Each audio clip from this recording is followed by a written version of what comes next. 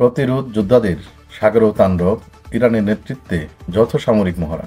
ইরানের নেতৃত্বে ইসলামিক প্রতিরোধ শক্তিগুলো এবার সাগরে নিজেদের সামরিক শক্তির জানান দিচ্ছে।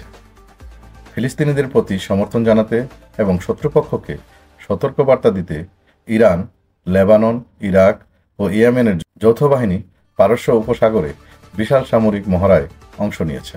আকাশে শক্তিশালী মিসাইল প্রদর্শনের পর এবার নৌপথেও তাদের ক্ষমতা দেখানোর প্রস্তুতি নিয়েছে প্রতিরোধ বাহিনী। ইরানের ইসলামিক রেভলিউশনারি গার্ড IRGC জানিয়েছে, এই মহড়ায় ড্রোন, ক্যারিয়ার যুদ্ধজাহাজ, মিসাইল বহনকারী বোট এবং ছোট বড় প্রায় 3000 নৌযান অংশ নিয়েছে।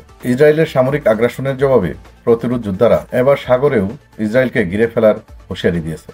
ইরানের বিপ্লবী গার্ড বাহিনী ঘোষণা দিয়েছে, শত্রুপক্ষের জন্য সাগরকে নরকে পরিণত করা হবে এবং ইসরায়েল যেন পালানোর কোনো পথ না পায় সেই ব্যবস্থা নেওয়া হবে। ইসরায়েল ফিলিস্তিন সংঘাতের পর ইয়েমেনের হুতি যোদ্ধারা লোহিত সাগরের গুরুত্বপূর্ণ বাণিজ্য রুটে নিয়ন্ত্রণ নিয়েছে। তারা ইসরায়েলের সহায়তা পাঠানো জাহাজগুলোর উপর আক্রমণ চালাচ্ছে।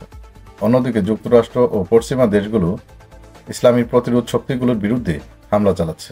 ইসরায়েল আক্রমণ করছে ইরাক ও লেবাননে, আর যুক্তরাষ্ট্র ইয়েমেনে বোমা হামলা চালাচ্ছে। ফিলিস্তিনে ইসরায়েলের নৃশংসতার বিরুদ্ধে সৌদি আরব, সংযুক্ত আরব আমিরাত, জর্ডান ও মিশরের মতো শক্তিধর আরব দেশগুলো নীরব। অথচ প্রতিরোধ দলগুলো একের পর এক মিসাইল ও ড্রোন হামলা চালিয়ে ইসরায়েলকে চাপে ফেলেছে। লেবানন ও ইয়েমেনের আক্রমণকেই ইসরায়েলি বড় ক্ষতির সম্মুখীন হয়েছে। ইসলামী প্রতিরোধ শক্তিগুলো ঘোষণা দিয়েছে, ইসরায়েল ও যুক্তরাষ্ট্রের আগ্রাসনের বিরুদ্ধে তারা পুরোপুরি প্রস্তুত। শত্রুপক্ষকে কঠোর জবাব দিতে তারা একজোট হয়ে লড়াই চালিয়ে যাচ্ছে। ফলে মধ্যপ্রাচ্য উত্তেজনা তুঙ্গে পৌঁছেছে, যা যে কোনো সময় সর্বাত্মক যুদ্ধে রূপ নিতে পারে।